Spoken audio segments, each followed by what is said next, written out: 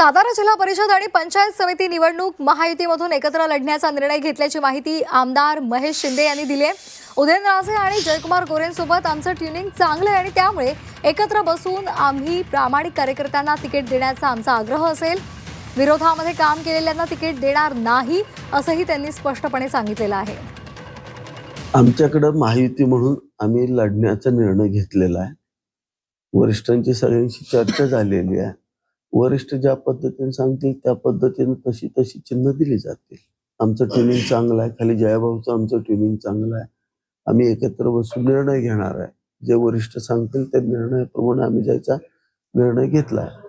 परंतु आमचा आग्रह एवढाच असणार आहे की ज्या लोकांनी प्रामाणिक पक्षाबरोबर दोन्ही निवडणुकीला राहिलेले आहेत त्यांना उमेदवारी द्यावेत, एवढाच छोटासा आग्रह माझा असेल।